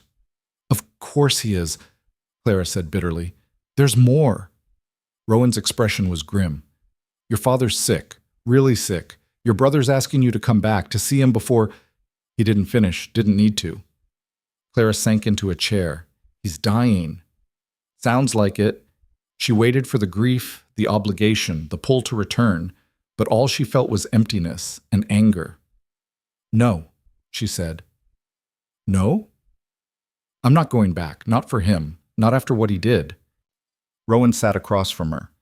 Clara, I understand being angry, but if he dies and you didn't say goodbye, then he dies the same way he lived, without me in his life. Clara's voice was hard. He made that choice when he signed those papers, when he chose his debts over his daughter. You might regret it later. I might, Clara agreed. But I'll regret going back more. Seeing him, listening to him try to justify what he did, being expected to forgive him just because he's dying. She shook her head. No, I'm done with that. Done being the dutiful daughter who sacrifices herself for men who don't deserve it. Rowan studied her. You're sure? Completely. Then I'll send word that you're not coming. Thank you. But the news had unsettled something in Clara. That night she couldn't sleep. She kept thinking about her father, about James, about the life she'd left behind. Not with regret exactly, more like, closure unfinished. Around midnight, she gave up trying to sleep and went downstairs. Rowan was by the fire, whittling a piece of wood. He looked up when she entered. Can't sleep either? He asked. No. Clara sat in the chair beside him. Tell me about Sarah. Really tell me. Not just facts. Tell me what she was like. Rowan's hand stilled. Why? Because I'm your wife now, and I should know about the woman who came before me. The one you actually loved. The words came out sharper than Clara intended. Rowan's eyes snapped to hers, reading the insecurity underneath. Sarah was sunshine, he said quietly, bright and warm and everything good I didn't think I deserved. She made me laugh, made me believe I could be something more than what everyone expected, the rough mountain man with no prospects. She saw past all that to who I actually was. And you loved her completely, Clara said. Yes, I did. Do you still? Always? Rowan said. But Clara, loving someone who's gone doesn't mean I can't care about someone who's here. The heart isn't a finite resource. It doesn't run out of capacity. But how do I know? Clara's voice broke. How do I know if what you feel for me is real or just loneliness? The need for someone to fill the space she left? Rowan set down the wood, turned to face her fully. You want honesty? Always. When you first arrived, I did see you as an obligation, a good deed, penance for not saving Sarah, maybe. But that changed fast, within days, because you're nothing like her, Clara. Sarah was sunshine. You're steel. She was soft. You're strong. She needed protection. You fight back. And somewhere along the way, I stopped comparing you to her and started seeing you as yourself, entirely separate, entirely real. Clara's breath caught. Rowan, I'm not ready to call it love, he continued. It's too soon, too raw, too tangled up in circumstances. But it's real. What I feel for you is real. And it's growing every day you're here. Tears spilled down Clara's cheeks. I'm scared. Of what? Of feeling the same way. Of this becoming more than practical. Of getting hurt again when life inevitably takes it away. She wiped at her eyes angrily. Everything I've ever cared about has been ripped away from me.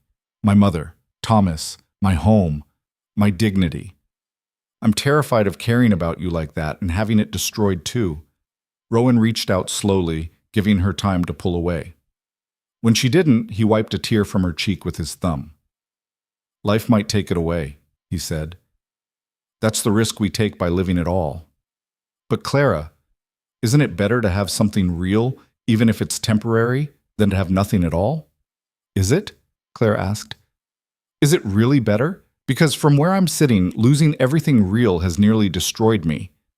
But you're still here, Rowan said, still fighting, still choosing to move forward instead of giving up. That's not destruction, that's survival. Clara leaned into his hand, closed her eyes. I don't know how to do this, how to be someone's wife when I barely know how to be myself anymore. Then we figure it out together, Rowan said. No expectations, no timelines, just together. Clara opened her eyes, looked at him. Really looked. At the scars on his hands, the lines around his eyes from squinting in mountain sun, the way he held himself carefully, like he was always prepared for loss. He was just as broken as she was, just as scared, just as desperate for something real. Together, Clara repeated. She stood, held out her hand. Rowan looked at it, confused. Clara? Stay with me tonight, she said. Not for anything physical. Just stay. I don't want to be alone, and I don't think you do either. Understanding dawned. Rowan took her hand, let her lead him upstairs. In her room, Clara climbed into bed fully clothed. Rowan hesitated at the doorway. It's all right, Clara said. I trust you. That seemed to be what he needed to hear. He removed his boots, kept everything else on, and lay down on top of the blankets beside her. Careful, respectful, maintaining distance even while being close. Clara turned toward him, studied his profile in the moonlight. Thank you, she said. For what? For being patient, for being honest, for not being what everyone said you were. Rowan turned his head to look at her. You're not what everyone said either. What did they say? That you were weak, broken, a burden. He reached out, brushed hair from her face. But you're the strongest person I've ever met, and the furthest thing from a burden. Claire's throat tightened. She moved closer, rested her head on his shoulder. After a moment's hesitation, Rowan's arm came around her, holding her gently. They fell asleep like that, two broken people finding comfort in shared warmth. When Clara woke, gray dawn light filtered through the window. Rowan was gone, but the blankets on his side were still warm. She found him downstairs, making coffee. Morning, he said, not quite meeting her eyes. Morning. Awkwardness hung between them. What they'd shared last night, the vulnerability, the closeness, felt too raw in daylight. About last night, Clara started. You don't have to explain, Rowan interrupted, or apologize, or anything. I wasn't going to apologize, Clara said. I was going to say, we should do it again. Sometime, if you want. Rowan's eyes found hers, surprised, hopeful. I'd like that. So would I. The awkwardness eased slightly.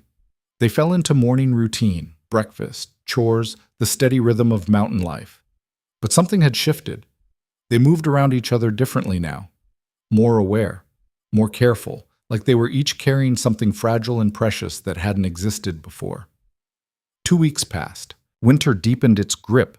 Supplies ran low on some items despite their preparations. Rowan announced he needed to make a trip to the nearest trading post, a 2-day journey.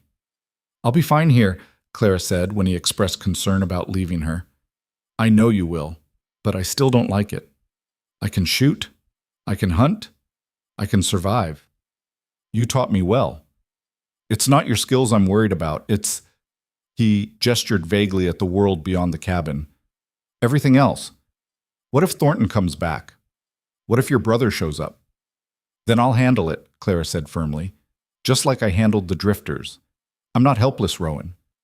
I know, I just... He trailed off, frustrated. Clara crossed to him, put her hand on his arm. I know you're worried, but you have to trust that I can take care of myself. I do trust you, Rowan said. It's everyone else I don't trust. He left the next morning with clear reluctance. Clara watched him ride away, felt the absence settle over the cabin like snow. For the first time since arriving, she was truly alone. The first day passed uneventfully. Clara maintained the fire, checked the traps, prepared simple meals. The silence was strange, but not unwelcome. She'd forgotten what it was like to be alone with her own thoughts. She thought about her father, wondered if he was still alive, felt a twinge of something, not guilt exactly, but awareness of finality. If he died while she was up here, she'd never see him again, never have closure, and she found she could live with that. The second day, she heard horses again. Clara grabbed the rifle immediately, moved to the window. 3 riders. But not strangers this time. James, the magistrate Thornton, and a woman Clara didn't recognize, middle-aged, severe-looking, carrying herself with authority. Clara took a deep breath, checked the rifle's load, and went outside. Clara, James dismounted first. He looked terrible, thinner, dark circles under his eyes. Thank heaven you're all right. Why wouldn't I be? Clara asked coolly. Thornton dismounted next. Mrs. Hale. May we speak with you? Mrs. Hale. The name still felt foreign, but Clara didn't correct him. Speak, she said. The woman dismounted last. I'm Margaret Finch, representative of the Territorial Women's Aid Society. I've been asked to investigate your situation. By who? Concerned parties who believe you may be being held against my will, Clara finished. I'm not. I'm married, legally. The magistrate can verify that himself. Thornton's expression soured. The circumstances of that marriage are questionable at best. What's questionable about 2 consenting adults choosing to wed? The speed, the secrecy, the fact that you can't control it, Clara interrupted. That bothers you, doesn't it, that I made a choice without your approval? Clara, please, James cut in. Just listen. Father's dead. Died 3 days ago. The word should have hit harder. Should have brought Clara to her knees with grief. Instead, she just felt empty. I'm sorry for your loss, she said formally. Our loss, James corrected. He was your father, too. He stopped being my father when he sold me. Clara's voice was flat. Now, if you'll excuse me, I have work to do. We're not done, Thornton said sharply. Yes, Clara said. We are. You have no legal authority here. I'm married, I'm on private property, and I'm asking you to leave. Margaret Finch stepped forward. Mrs. Hale, I understand you're frightened. I'm not frightened, I'm annoyed. There's a difference. Then help me understand, Finch pressed. Why would an educated young woman choose to marry a mountain recluse she barely knew? Why isolate yourself up here? What are you running from? I'm not running from anything, Clara said. I'm running toward something. Toward a life where I have agency. Where my choices matter. Where I'm not treated like property or burden or problem to solve. By isolating yourself completely. By choosing who I spend my time with, Clara corrected. There's a difference. Finch studied her. And if I asked to inspect the premises, to verify your living conditions? I'd refuse, Clara said. Unless you have a warrant, which you don't. We could obtain one, then do so, Clara said. But know this, if you force entry into my home, if you try to remove me against my will, I will defend myself. And my property. Is that clear? The 3 visitors exchanged glances. James tried once more. Clara, please, just come back for a few days for the funeral. Let people see you're all right. Then you can return here if you still want to. No. Clara, I said no, James. Father chose his path. I've chosen mine, and they don't intersect anymore. You can't just abandon your family. Like he abandoned me? Clara's voice rose. Like you abandoned me when you stood by and let him sign those papers? Don't talk to me about family loyalty when none of you showed me any. James flinched like he'd been struck. Thornton's face hardened. Mrs. Hale, I'm warning you. This behavior is unacceptable. You're displaying signs of emotional instability. Or I'm displaying signs of finally standing up for myself, Clara shot back. I know which one bothers you more. We will return, Thornton said coldly. With proper authority. And when we do, we will conduct a full investigation into your marriage and living situation. Looking forward to it, Clara said. Now get off my property. They mounted their horses, all three wearing expressions of frustration and defeat. As they rode away, James looked back once, his face crumpled with something that might have been genuine sorrow. Clara felt nothing. She went back inside, locked the door, and sat by the fire. She'd done it, faced them alone, defended her choices, sent them away. And she felt powerful. When Rowan returned the next afternoon, Clara was waiting on the porch. He took one look at her face and knew. What happened? Clara told him everything.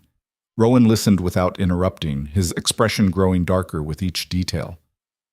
I'm sorry I wasn't here, he said when she finished. I'm not, Clara said.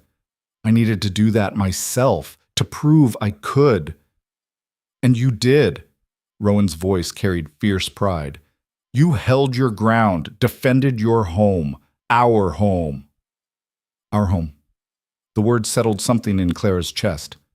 They'll come back, she said, with warrants or legal authority or whatever they can manufacture. Then we'll be ready, Rowan said, together. Clara looked at him. This man who'd saved her without knowing her, who'd given her freedom by binding her to him legally, who'd shown her what partnership could actually mean.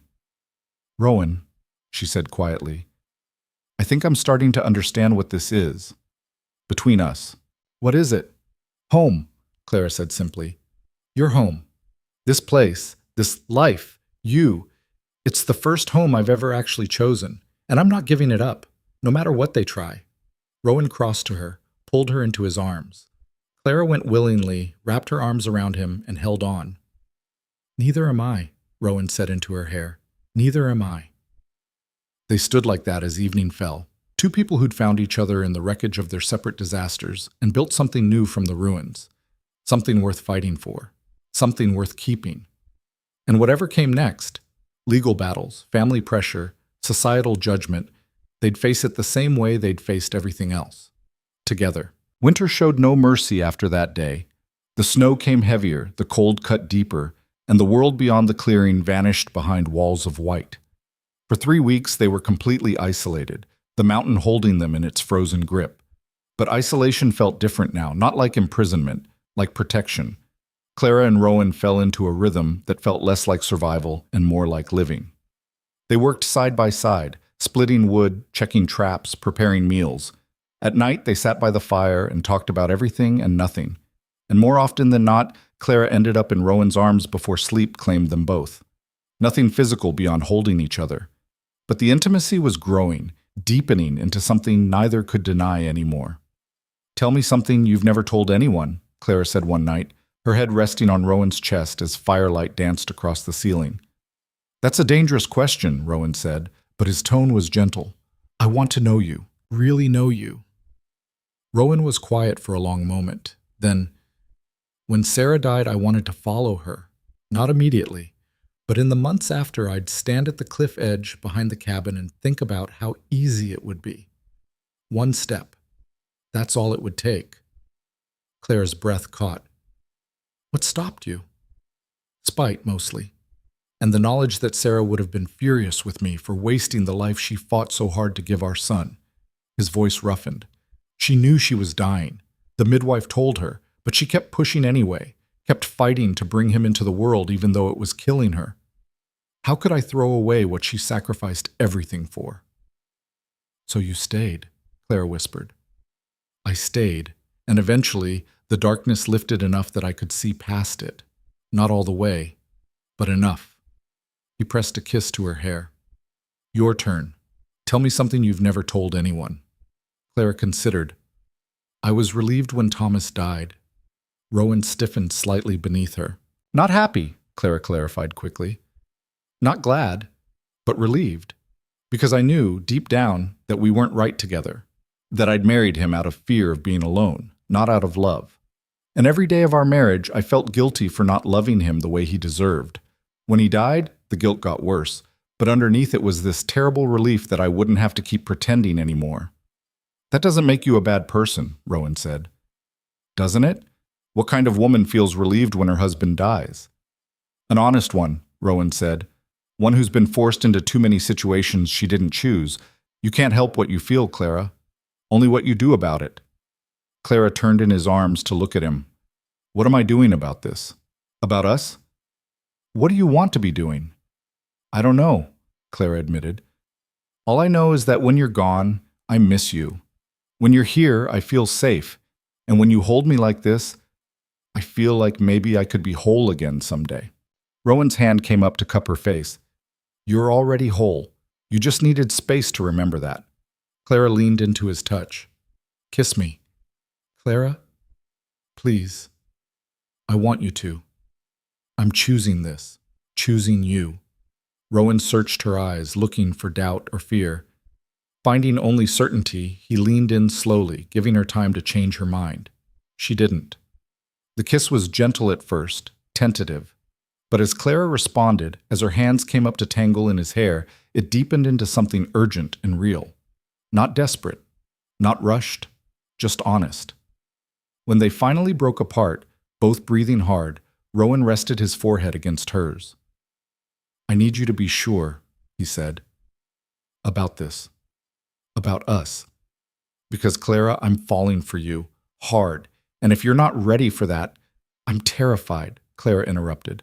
But I'm sure. I'm choosing this, Rowan. I'm choosing you. That night, Clara didn't return to her own room. She stayed with Rowan, and for the first time since arriving at the cabin, she locked her door from the outside. She didn't need protection from him anymore. She needed him, period. The days that followed were different, warmer, despite the brutal cold outside. Clara and Rowan moved around each other with new awareness, new purpose. They were building something real now, not just coexisting. But peace never lasted long in the mountains. A month after Thornton's visit, they came with authority. Clara saw them first, a group of riders, at least 6, emerging from the tree line. She recognized Thornton and Margaret Finch. The others were unfamiliar, but they carried themselves with official bearing. Rowan, Clara called, keeping her voice level. We have company. He emerged from the woodshed, saw the riders, and his expression hardened. Stay behind me. No, Clara said. Beside you. We face this together. Rowan looked like he wanted to argue, but something in Clara's expression stopped him. He nodded, and they walked forward together to meet their unwelcome guests. Thornton dismounted first, unrolling a document. Rowan Hale, Clara Hale, I have here a warrant issued by the Territorial Court to conduct an inspection of these premises and to investigate the circumstances of your marriage. On what grounds? Rowan asked coldly. Suspicion of coercion, fraud, and violation of territorial marriage laws. That's absurd, Clara said. We were married by a licensed justice of the peace.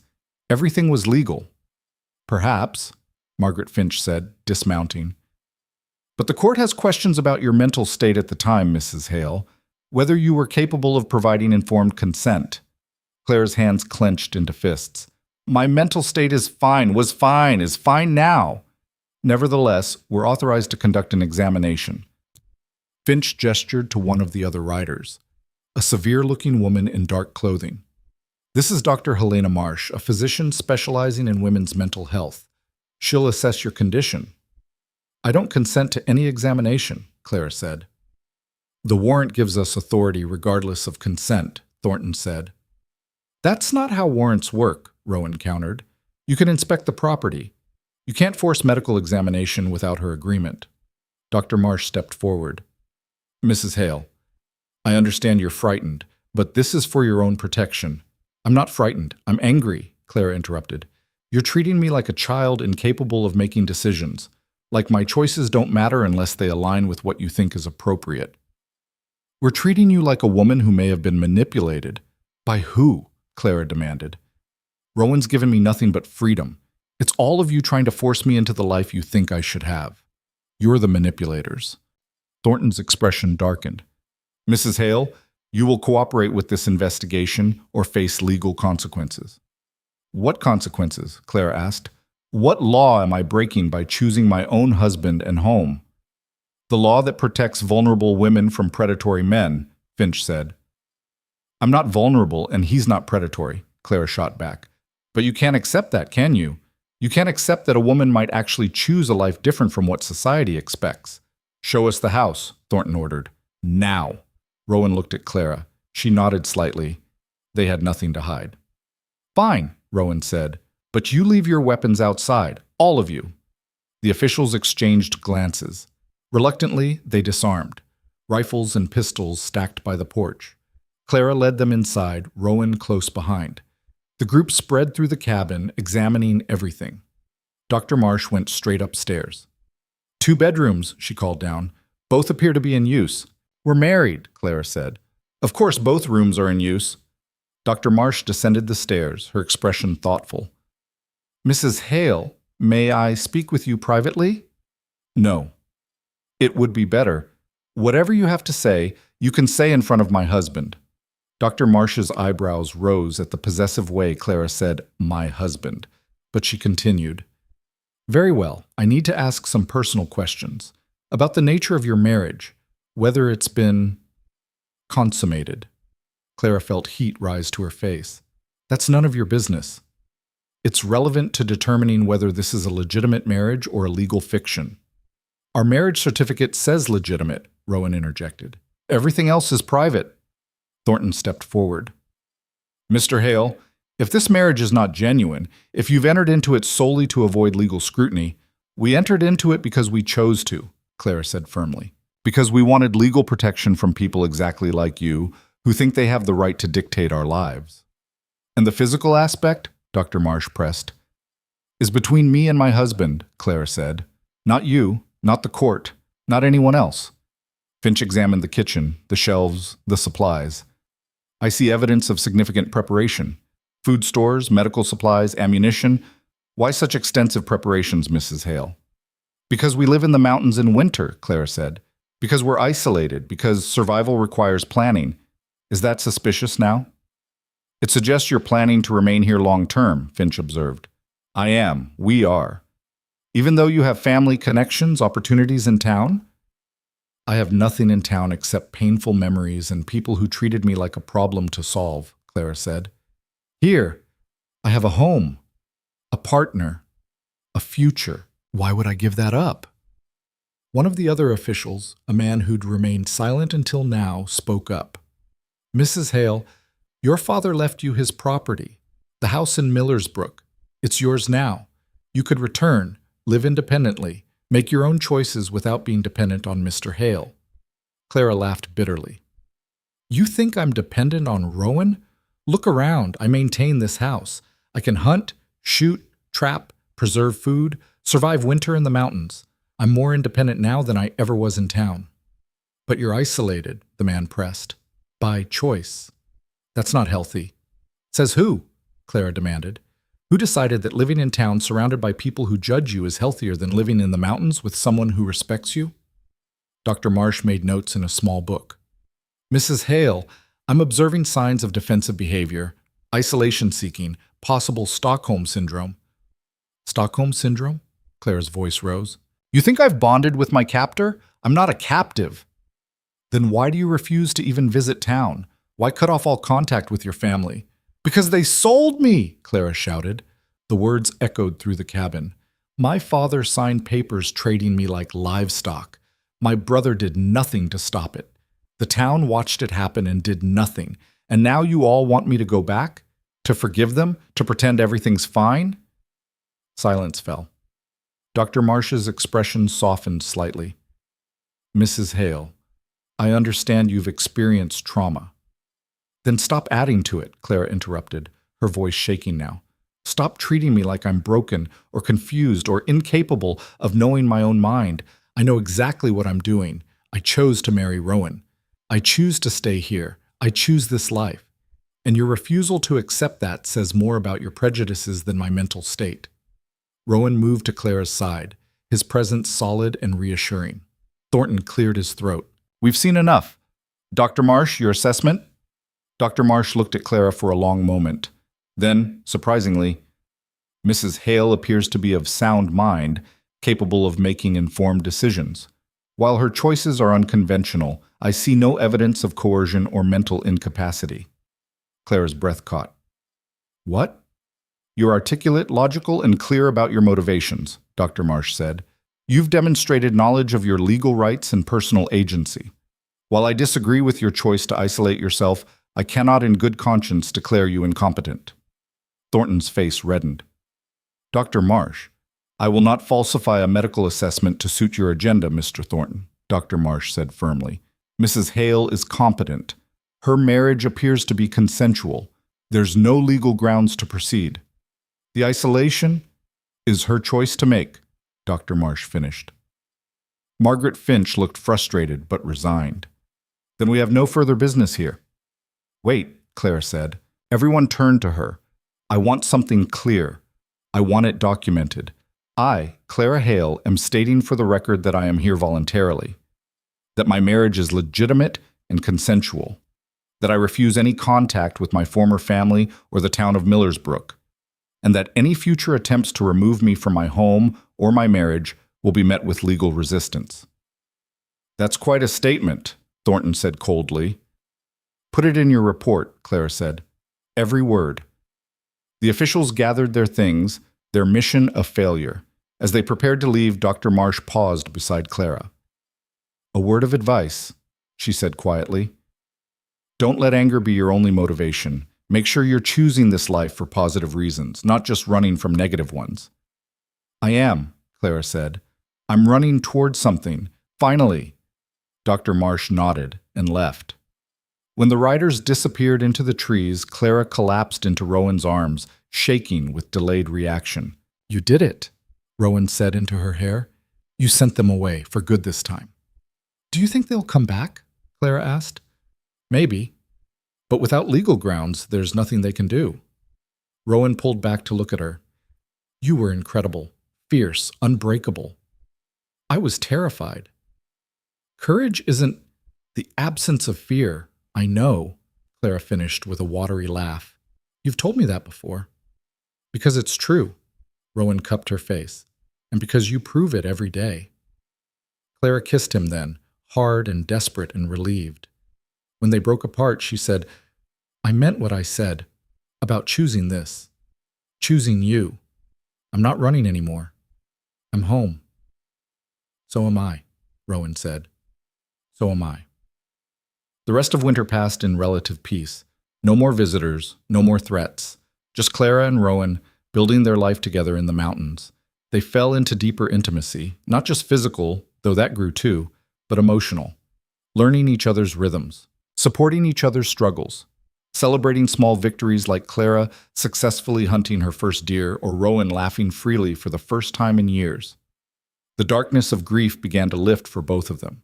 Not disappearing entirely, loss like theirs never fully healed. But it became manageable, integrated.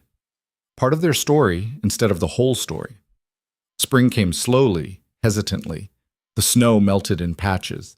Green pushed through frozen ground. And with the thaw came new possibilities. We should plant the garden soon, Clara said one morning, watching the clearing emerge from winter's grip. We should, Rowan agreed.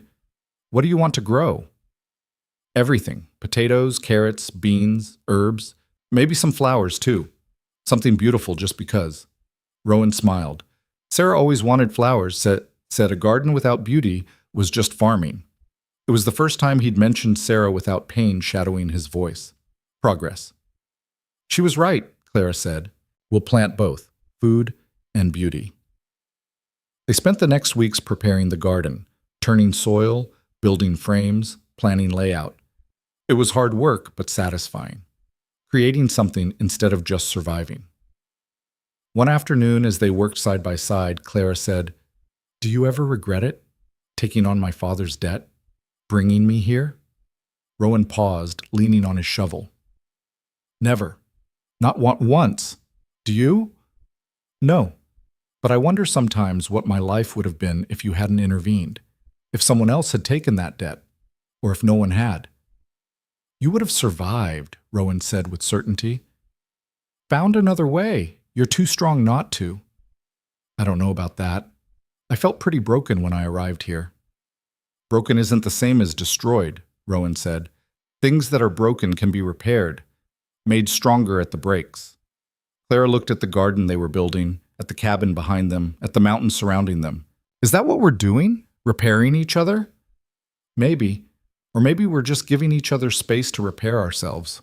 Either way, Clara said, I'm grateful. So am I. In late spring, James came one final time. He arrived alone, unarmed, looking tired and older than his 30 years. Clara saw him from the garden and felt nothing but distant curiosity. Rowan emerged from the cabin, positioned himself protectively. I'm not here to cause trouble, James said, hands raised. I just need to talk to Clara, please. Clara set down her trowel, wiped dirt from her hands, and walked over. What do you want, James? To apologize. Really apologize. Not the half-hearted attempts before, but genuinely. Clara crossed her arms. I'm listening. James dismounted but didn't approach. I failed you. Completely. When Father made that deal, I should have stopped him. Should have found another way. Instead, I told myself it was for the best. That Hale seemed decent enough. That you'd be fine. He swallowed hard. But I was just scared. Scared of Father's creditors. Scared of responsibility. Scared of admitting how bad things had gotten. And now? Clara asked. Now I've sold the house, paid off Father's remaining debts, started over in the next county where no one knows our family's shame. James laughed bitterly. Turns out running away is easier than facing consequences. I wouldn't know, Clara said. I didn't run away. I chose a new path. I know, and you were right to. About everything. James met her eyes. You're better off here than you ever would have been in Millersbrook. I can see that now. You're stronger, happier, more yourself than I ever saw you. Clara felt something loosen in her chest. Not forgiveness exactly, but closure. Thank you for saying that, she said. I don't deserve your forgiveness, James said. But I wanted you to know. I'm sorry, truly. And I'm glad you found him. He nodded toward Rowan. You take care of her. I plan to, Rowan said. James mounted his horse. Goodbye, Clara. I hope you have a good life. I will, Clara said. I already am. She watched him ride away, felt the last connection to her old life sever, and instead of sadness, she felt relief. You all right? Rowan asked, coming to stand beside her. Better than all right, Clara said. I'm free. Really, finally free. That night, lying in Rowan's arms, Clara said, I love you. The words hung in the air, surprising them both. Rowan went still. Say that again. I love you, Clara repeated, more confidently. I didn't want to, didn't plan to, but I do. I love you, Rowan Hale. Rowan's arms tightened around her. I love you too. Have for weeks now, maybe longer. I just didn't know how to say it without scaring you away. Clara laughed, feeling lighter than she had in years. I'm not going anywhere. You're stuck with me. Good, Rowan said, because I'm keeping you, for real this time. Not as payment, not as obligation, but as my wife, my partner, my choice. Our choice, Clara corrected. We chose each other. Yes, Rowan agreed. We did. Summer arrived in full force, transforming the mountain clearing into something alive and vibrant. The garden flourished, flowers bloomed alongside vegetables. Clara learned to make cheese, preserve fruit, craft medicine from mountain plants. She wasn't just surviving anymore. She was thriving. One evening in late summer, as the sun set over the mountains, Clara and Rowan sat on the porch watching the sky turn orange and purple. Do you ever miss it? Clara asked. Town life, convenience, other people. No, Rowan said without hesitation. Do you? Clara thought about it honestly. Sometimes I miss the ease of it, the simple things like having a bakery or a store nearby. But the rest? The judgment, the expectations, the constant performance of being who everyone expected me to be? No, I don't miss that at all. We could build more, Rowan said. Expand the cabin, maybe have neighbors eventually, if others wanted to settle in the high country. Would you want that? Clara asked, surprised. I wouldn't mind it. Not like before when isolation felt necessary. Now it just feels chosen. And anything chosen can be unchosen if we want. Clara leaned her head on his shoulder. Maybe someday. But for now, I like it being just us. So do I. They sat in comfortable silence as stars began to appear. Clara thought about the journey that had brought her here, the deal that should have broken her, the mountain man who'd saved her by giving her choice, the slow transformation from victim to survivor to something stronger. "Rowan?" Clara said. Thank you." "For what?" "For seeing me when everyone else looked through me, for giving me space to become myself, for choosing me even when you didn't have to." Rowan pulled her closer. "You saved me too, you know. I was just going through motions before you arrived. Existing but not living. You reminded me what it feels like to want more from life than just getting through it." "So we saved each other," Clara said. "Seems like it." As autumn approached, bringing with it the promise of another winter, Clara realized she wasn't afraid. Not of the cold, the isolation, the work, or the challenges ahead, because she wasn't facing them alone anymore. She had Rowan. She had home. She had purpose. And most importantly, she had herself. Not the broken woman who'd been traded away like property, but the strong, capable person she'd become in the mountains. The woman who'd chosen her own life. The woman who'd found love in the last place she expected. The woman who'd learned that sometimes the worst thing that happens to you becomes the catalyst for the best thing you never saw coming. Clara Whitmore, no, Clara Hale, had been sent to the mountains to disappear. Instead, she'd found exactly where she belonged. And as winter approached once more, as she and Rowan prepared for the season ahead, Clara stood in the clearing they called home and felt something she'd never felt before in her entire life. Complete. Not because someone completed her, but because she'd completed herself. The mountains had tested her. Rowan had supported her, but she had done the work.